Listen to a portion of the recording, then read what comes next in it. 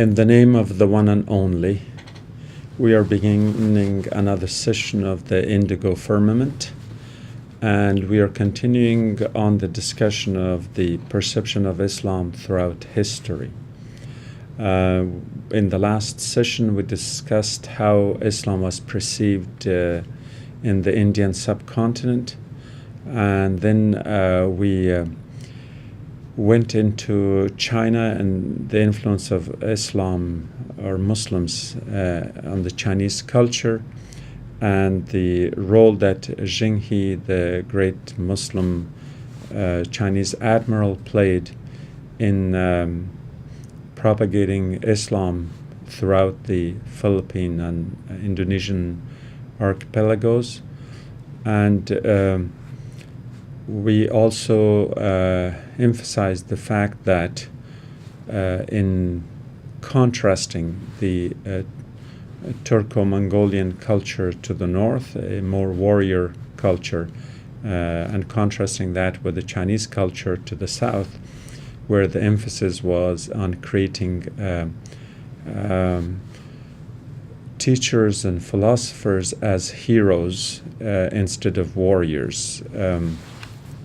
And then the influence of that more pacifist attitude in respect to how China influenced the entire region, when China would have been at the height of its civilizational glory, and its influence both in trade and business. And in this regard, perhaps due to not exclusively, but to a large extent, to the role that Zheng He played as he traveled from one port city to another and all the way to the Indian Ocean. In sum, we can say that Islam would have had a more positive perception in the minds of many, that it required certain discipline, which would have been in compliance with the authoritative nature of the Chinese culture, especially in respect to Confucius. And we understand that authoritative nature of the Chinese culture continues on to this day. As we can see in modern times, the way the Chinese are trying to manage both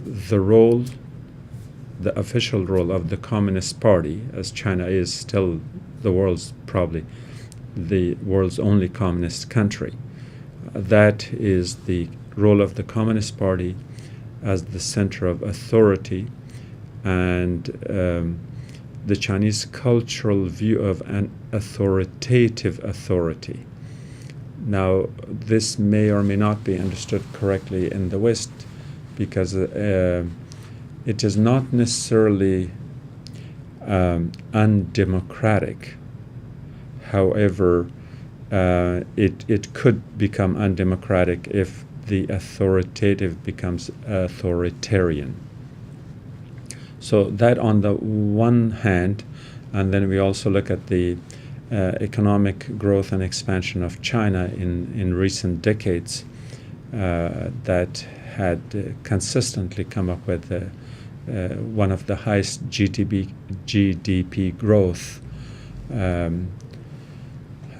gross domestic product growth in China's economy, and that it is not socialist communist, and it's not capitalist, but in a sense it's both. It's not clearly democratic, and it's not authoritarian, but in a way it's both. And so it in a way provides a new model. And yes, we are not going to discuss that aspect of it, but I'm trying to explain a modern perspective of how China is being viewed now, and how that role would have been kind of the main thrust of Chinese expansion into the region as Zhenghi's fleet of merchant ships and the whole fleet that was going through the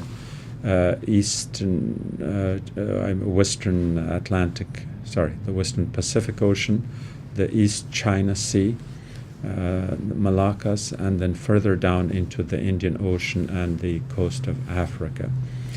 So all in all, one can assume that Islam, as far as that particular Chinese, looking at it from the particular Chinese angle is concerned, that it would have been a positive perception. Now, leaving the Chinese aspect of it there, we can move now to the West. And in the West, we have discussed some of that in the pre-16th century, before the 1500s. What we are going to discuss today is how the perception of Islam changed, or we could probably correctly say how it worsened in the minds of the Westerners after the 1500s. Before the 1500s, there was a strictly Christian-Muslim competitive drama that was played on the political stage through military excursions, through the expansion of the Muslims onto the European territory, but also from the Christian perspectives through the Reconquista in the Iberian Peninsula, the Crusades in the Balkans and further east, and the expansion through Tsarist Russia further north.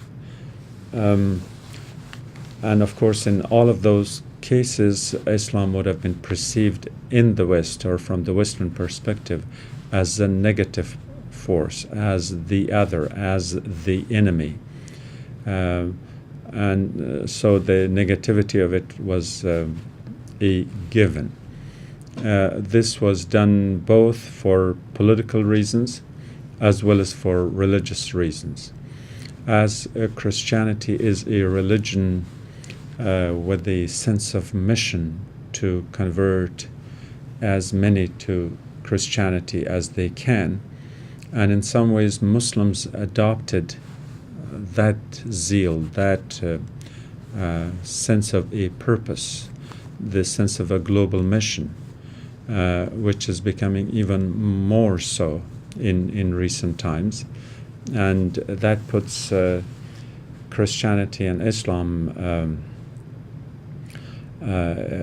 loggerheads, for lack of a better term, and very competitive, especially in the continent of Africa right now, but elsewhere as well. We need to understand the state of a global political situation in the 1500s. The 1500s was, in a way, a turning point in the following. And of course, this is going to take a much longer analysis, but throughout the whole discussion, our objective is to see how the perception of Islam became more and more negative gradually and in time. Several new states and empires came into existence in the 1500s. And of those, the well-known ones are the Safavids of Persia and the Mongols of India. The two were different because the Safavids were, as I put it, again, over-Christianized in the sense of their mission. Now, not just to convert non-Muslims to Islam, but to convert Muslims from one sect or other sects into one particular sect, which is Shiism. And this became a source of a national purpose and national identity for the Safavids.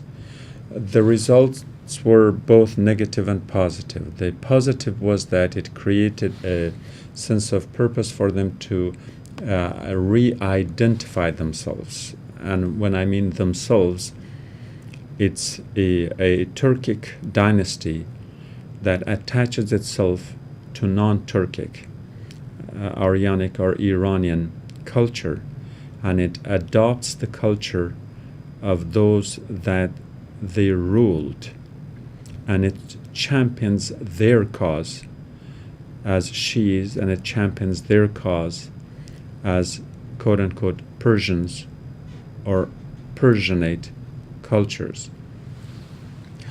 This would have been the positive. The negative was that in the pursuit of this objective, the Safavids became very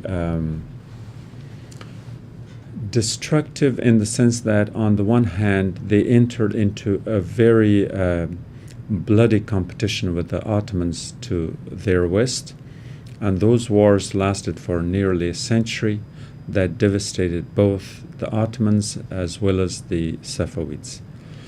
Furthermore, within the domestic policies of Persia, Safavid Persia, the political suppression, the denial of alternative views, and the forced conversion of at least 65% of the Persian population into the Shia, not just as a religion, but more as an ideology. This drove away philosophers, thinkers, scholars, poets, and many more away from Persia at the time. So Persia was kind of redefining itself, and it was becoming more and more sectarian. And as it became more sectarian, it also became more isolated. As it became more isolated, it lost some of its best minds. And so these people had to run for their lives only to be able to exercise their freedom of thought. And at the time, it just happened that since going to the west towards the Ottomans would have been even riskier, as the Ottomans were seen as the enemy number one from the Safavid perspective, then they had to move east. And they moved east through Afghanistan and what is Pakistan today, all the way to India. This enriched the Indian subcontinent, the Muslim community in the east. Not only was Persian language moved there, but different than that in Safavid Persia, because in Safavid Persia it became compulsory as the state apparatus, whereas under the Mughals in India it was a free choice and a free option. And these Persian scholars and poets and thinkers enriched the Mughal empire in India. And so the wealth and the richness of the Mughals came at the expense of Persia being impoverished at one level, and then later revitalized but also recast in a totally different mold, which would be the Shia identity. And as I said, since the Shia identity for Safavid Persia became an ideology, so ideologically, the greatest damage it did to the Persian culture was that it isolated it from its surrounding. And that isolation is bogging them down to this day. That Persia could play a much more significant role in a Muslim world of, say, the 21st century, had it not been for their isolationist attitude in the context of an ideologized sectarian thought. This is my take on analyzing Safavid Persia. And so if you're looking at the perception of Islam, at one level there was a positive perception. In other words, the Safavids were seen as the patrons of art and sciences and philosophy and all of that which defines modern Persia in a way. And the revival of that in the post-Islamic Republic period, or rather during the Islamic Republic period, is a kind of a second phase, because the Islamic Republic is, again, ideologically speaking, a revivalist Shi'ism of Safavid Persia. And since we are talking about modern politics, we can see since the beginning of the Islamic Republic, the establishment of the Islamic Republic in 1979 to this day, that isolation of Persia, which used to be isolation from its surrounding states, from its surrounding Muslim states, from the Ottomans in the west, from the Shaybanis in the northeast, from the Afghans in the east, and from the Mughals and from the rest, and certainly from the Arabs to the south. That isolation somehow took a global perspective. And we saw only in the last few months that the West is trying to ease a little bit on that isolation. But in essence, Iran today is perhaps the most isolated country, other than North Korea, of course. It's the most isolated country. And I would say it's even more isolated than Korea because it is so centrally located. It's so pivotal to the world economic system and to the regional politics of Southwest Asia or the Middle East, but also in the East-West relationship. So to have such a central location geographically and politically, and yet be so isolated through economic embargoes and all the rest that we know. I need not explain that part of it. This is disastrous in my view.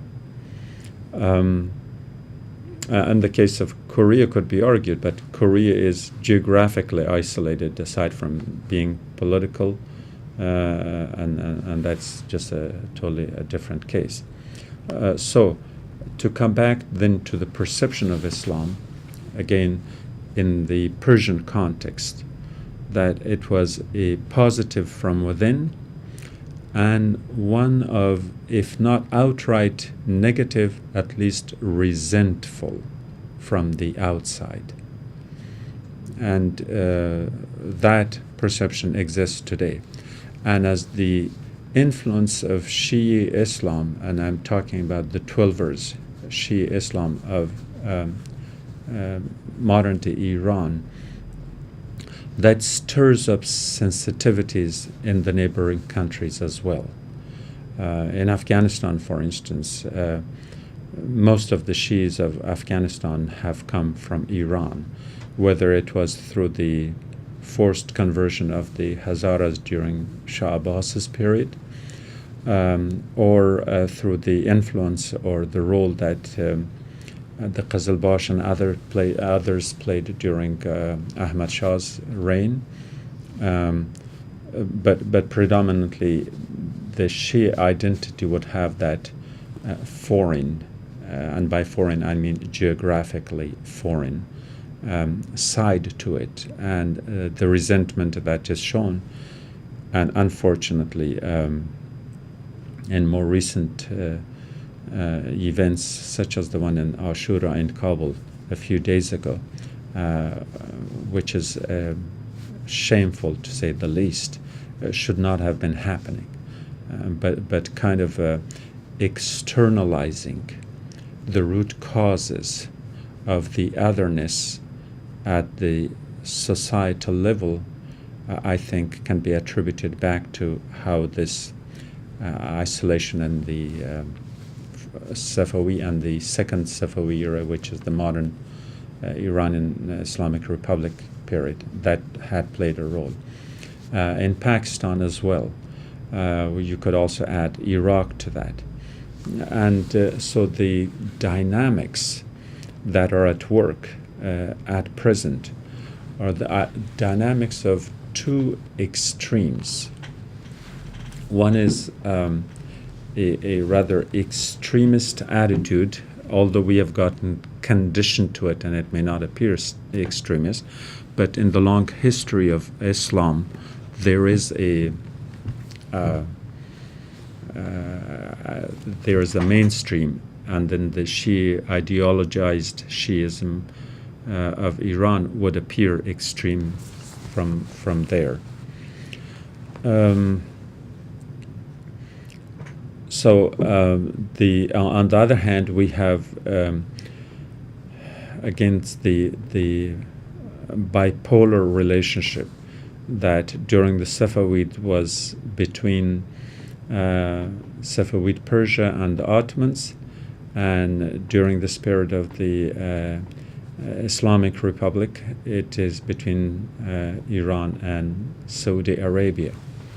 And just as the first one proved disastrous for the Muslim world in general, but for the Ottomans and the Safavids in particular, that the near century-long wars devastated the two countries, it seems like we are on the verge of another such long-term disastrous relation between the Islamic Republic of Iran and the Saudi Kingdom of Arabia, that both have an ideology, Shiism, the Twelver Shiism on the one hand, and the Wahhabi literalist extremist interpretation on the other hand. Both have rich resources. They are oil rich, and therefore that can become and has become and is a major disastrous effect because it is kind of sucking out the wealth of these two large nations, and is using that, and they are both using this wealth in their war efforts. And since in modern times we are no longer fighting with swords and bayonets as the early Safavids and the Ottomans would have done, now we are talking about heavy weapons. The other thing is that during the Safawi-Ottoman competition, those weapons would have been made by the two respective countries. So if there was any growth of industry or production, it would have increased the domestic, the production of a domestic product, such as swords and bayonets, etc. And again, I'm not trying to portray that as really as a positive, but at least it was within. The difference in modern times is that these resources are actually used for the purchase of weapons that come from elsewhere.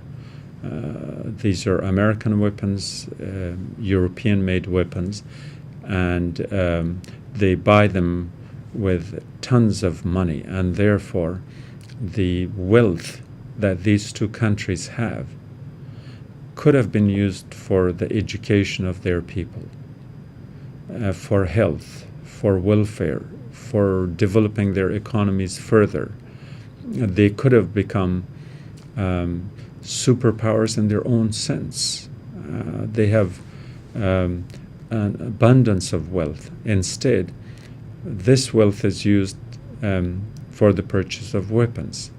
And the weapons come back and they kill their own people, Muslims in Syria, in Iraq, in Yemen.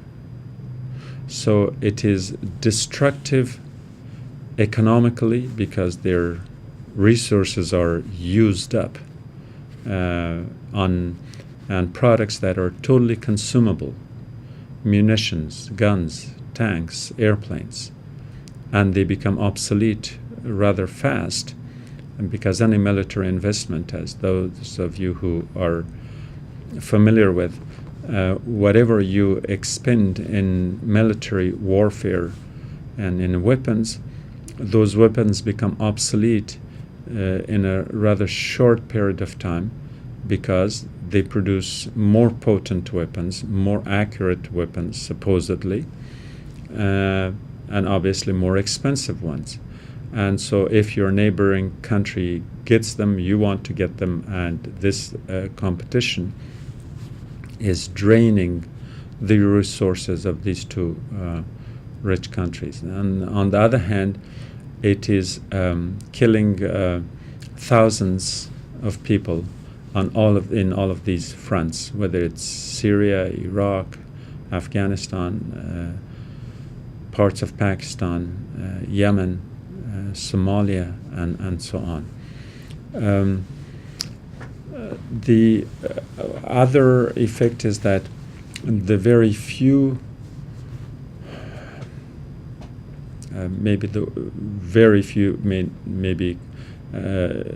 should be qualified, but the few educated intelligentsia and upper class people that we have in these societies, they flee these war zones. In other words, this process contributes to a brain drain. So take Syria, for example. If anyone is college educated, with masters or PhDs or even basic high school education, all the skilled workers, all of these people flock away and run away from their countries. So Syria has been impoverished to a great extent that the people who are left behind in Syria then are the less educated or probably even illiterate. And when people become less educated, they become vulnerable to all sorts of propaganda, including a religious extremist one. And so a society that was posed for a modernization, that was on the edge of becoming a more modern-oriented country, that Syria was. The Syria that produced the likes of Michel Aflaq and other great thinkers, whether they were of the pursuit of Arab socialism or Islamic revivalism, regardless, these were great thinkers, great scholars. Those types of people would not be produced in Syria, at least in the foreseeable future, because the more educated elite, they have left the country. So Syria has been impoverished.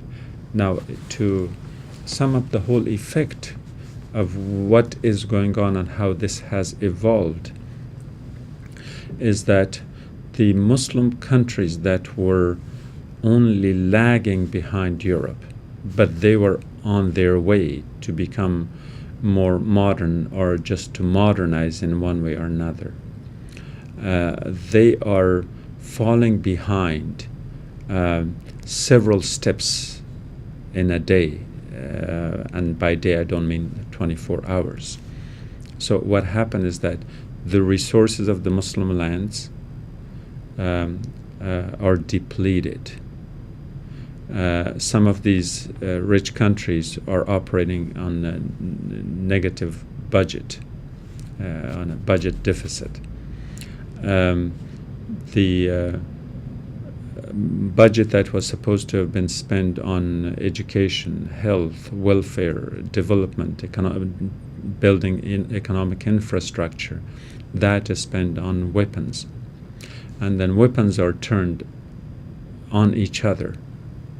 And so it is not an exaggeration to say that these times of ours probably define the greatest disaster in the history of Islam. It's certainly greater than the great fitna, the catastrophe of the time of the Umayyads, because of its sheer magnitude. And the fitna of the Umayyad period was a terrible one. I do not mean to take away from anything from that, but in terms of the magnitude, what is happening now, it is, as far as the Muslim world is concerned, it is global. These things affect almost every country of in every Muslim majority country, and the problem is that whatever advantage they may have had because they have natural resources such as oil, gas, and other minerals, those are being looted one way or another. They are being depleted one way and another. And in return, they are not getting anything tangible to show to the next generation as to what is it that they are doing with this. Like I said, weapons become obsolete rather rapidly. The economic infrastructure in many of these countries is at a very, very basic level. I don't even know if there is any such a thing, if one can even claim that there is an economic infrastructure in Saudi Arabia.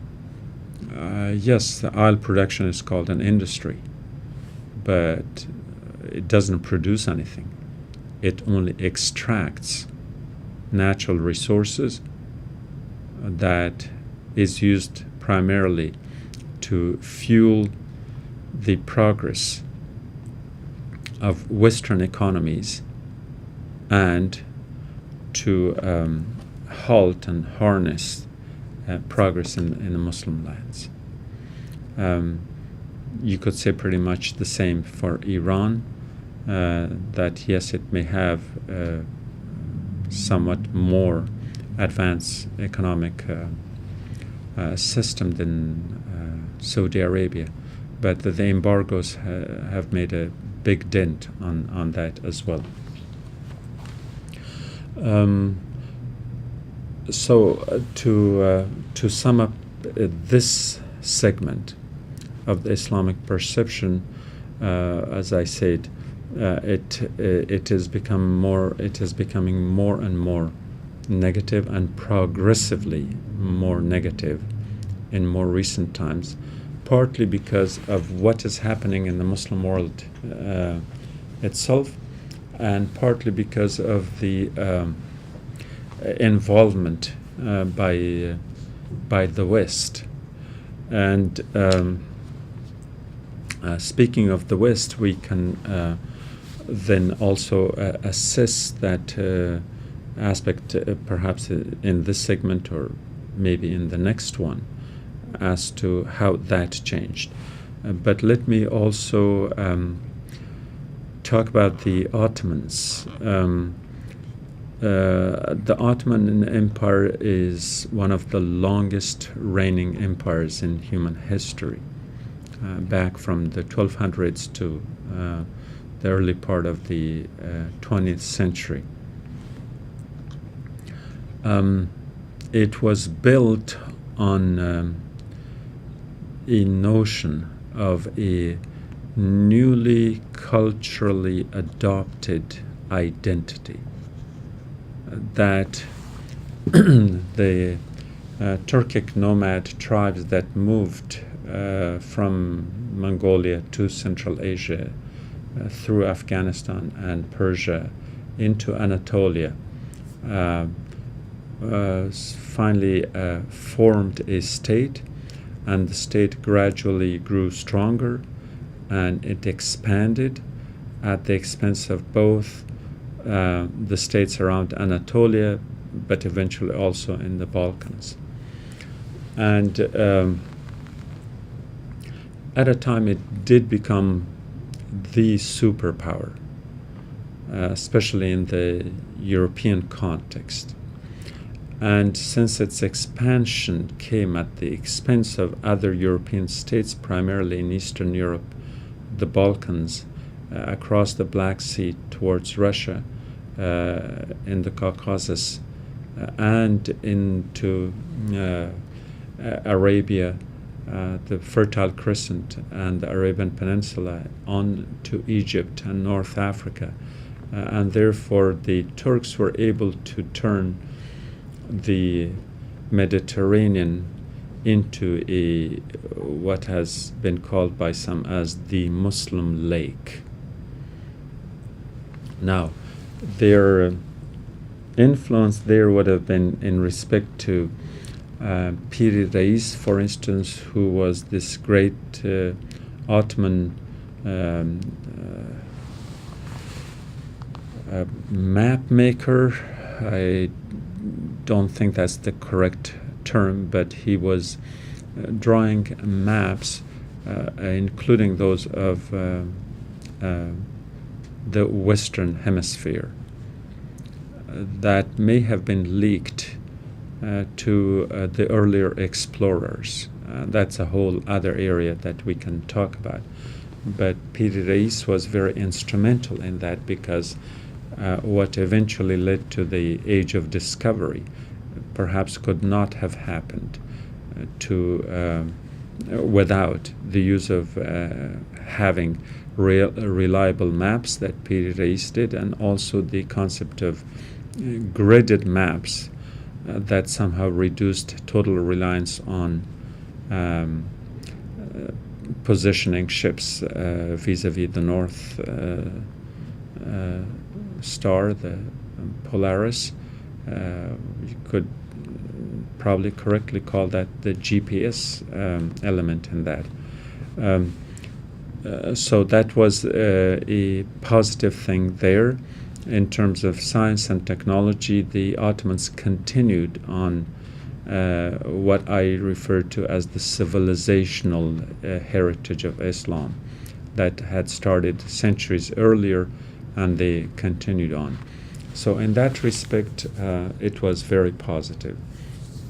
The Ottomans also created a multinational empire.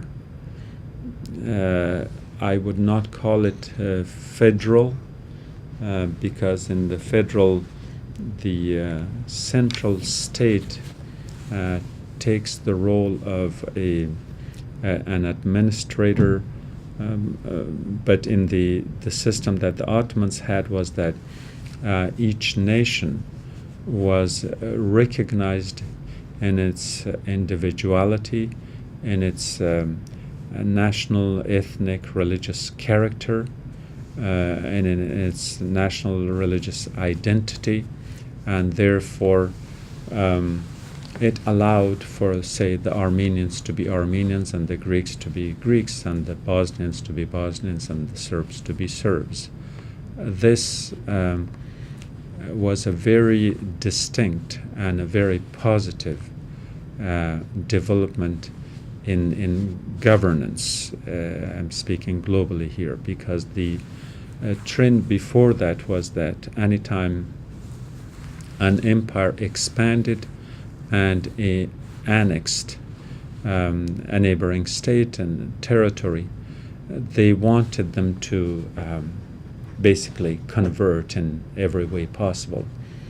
Think of the expansion of England into Ireland, that in the course of time Northern Ireland forgot its Celtic or Celtic roots, its Gaelic culture, its Catholic religion, and its Irish language. So Northern Ireland was anglicized to a point that it stands apart very distinctly from the rest of Ireland. And the effort of IRA and all the struggles of the 60s, 70s, and 80s, and even into the 21st century, is a manifestation of that resentment of the Irish, who were, in a sense, converted into another religion, another culture, another language, and so on. So this was the norm. Or take the argument that the French used to make, to call Tunisia, Algeria, and Morocco as la France de l'autre côté, the France across the seas, that the Mediterranean was there, just accidental, but that North Africa, at least that portion of it, was actually an extension of France. And so therefore they forced people to speak only French. Speaking Arabic was a crime. And for those of you who want to do further research on this, perhaps the Battle of Algiers, which is a classic in its own right, that shows French state-sponsored terrorism. And in that sense, in that regard, the French policy was nothing but terrorism in suppressing a culture, a language, and an identity, and to try to create French identity across the Mediterranean. The reason I'm mentioning these two examples is that because this is what was considered the norm. And yes, there were cases in the Muslim world too, and we have discussed some of that before, like in India, for example. But the way the Ottomans distinguished themselves is that they did none of that. They had Arab subjects that were Arabs before and remained Arabs during the Ottoman rule, and are Arabs after. We had people in the Balkans, and I did mention a few of those nationalities, that after the Ottoman rule folded back into Anatolia, all of these cultures, whether they were Bulgarians or Greeks or Romanians, Moldavans, etc., etc., they had been allowed to keep their identity, their religion, their culture, and their way of life, that the Ottomans administered them politically as a expanding empire. And so in that sense, there is no denial that people in Europe would have had a negative perception of Islam, insofar as Islam was represented by the Ottoman Turks. The word Turk to this day is seen at one level as a racial slur. Calling someone a Turk or a Pasha in the European context is an utterly negative thing. Take the resentment one step further, that the piece of furniture on which they put their feet in Europe and in America, in European culture, is called the Ottoman, which is again not only derogatory, degrading, negative, but it presents that negative perception of who the Ottomans and the Turks were. Even foods such as the croissant, which was a cookie that was baked by mothers in Vienna during the siege of Vienna, and the croissant is actually the crescent in the flag of the Ottomans, who had besieged Vienna, and they were asking their children, or offering this cookie to their children, to eat it, to kind of remind them of who they were and who they resented or who they hated. So whether it's in the clothes, or it's in the furniture, it's in the food, or it's in the general attitude, or whether it's in the naming and expressions that we use, even the word turkey, which is applied for the bird, but also sometimes for individuals, that is a derogatory use. So in any way you look at it, the Europeans had a great resentment of the Ottomans, of the Turks, and of the Muslims, as the three were synonymous with each other from their religio-political perspective. Now, from the Ottoman perspective, of course, they saw themselves as a positive force, as a unifying force, and a force that kept the glory of Islam, that they manifested, that they represented, and that they were the bulwark of this great heritage in keeping and in protecting and in defending the Muslim lands. But as their power dwindles and territories are lost one by one to the European powers that are expanding through the age of colonialism, then of course the Ottomans find themselves in a great dilemma, still not ready to admit that they are behind, and then they start their reforms either through the Tanzimat movement or through the Young Turks movement and others that turned disastrous in one way or another. All of these were kind of a slow admission of the fact that the Ottomans have stalled and slowed down the progress of what once was a great Islamic civilization, and that now they were in need of a revivalism and revitalization. And in modern times, that has been turned more towards economic prowess, trade and commerce. But in the earlier period, late 19th and early 20th century, the focus was primarily on the military. And I think it's the military which is the crux of the matter, because by Ottomans feeling safe that on the one hand they saw themselves equal to the Europeans, but then slowly realized that they were lagging behind, and if they felt themselves as being the defenders of the faith, the caliphs, a concept that was adopted by the Ottoman sultans much later. In the earlier periods, they did not call themselves caliphs or khalifas. And so this venture into militarism, or trying to acquire and adopt military technology by the Ottomans, became a model for many other Muslim states.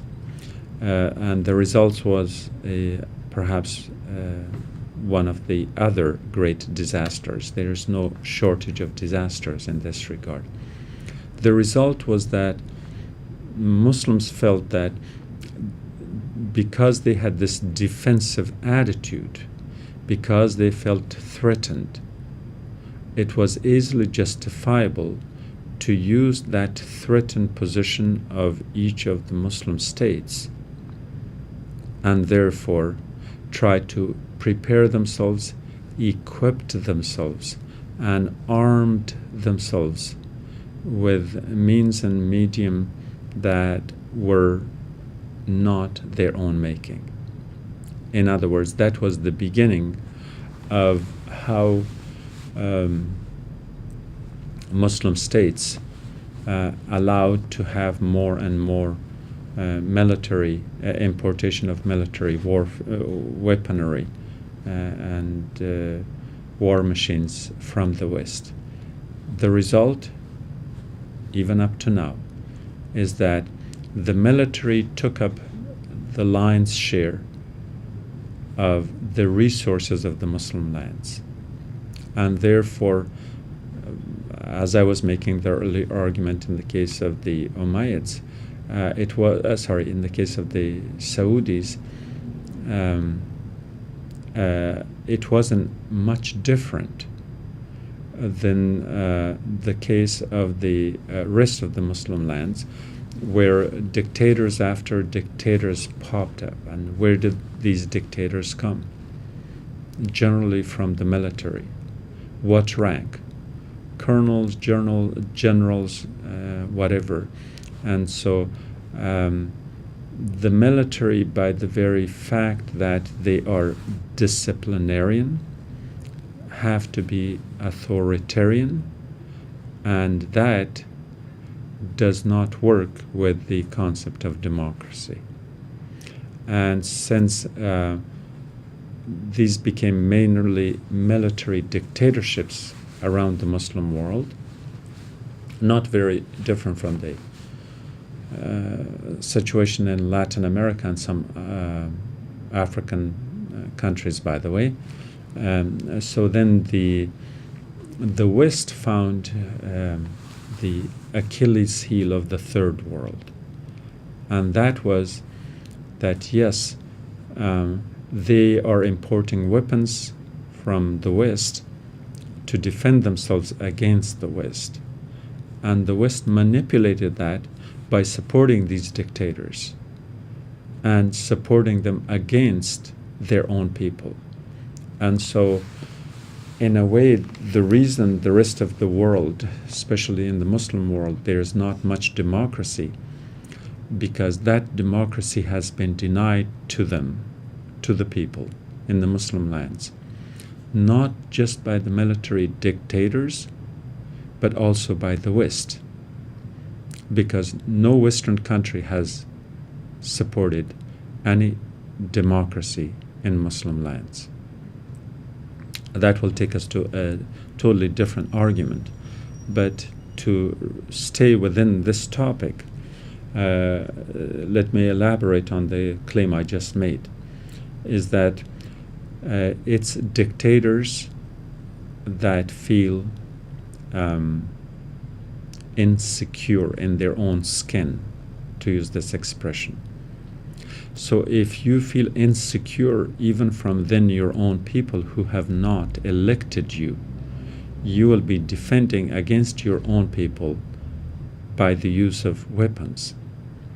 And if you happen to be sitting on a wealth of resources that is needed somewhere else, that creates that crisis situation, is that the dictators in the Middle East are playing hand in glove with the Western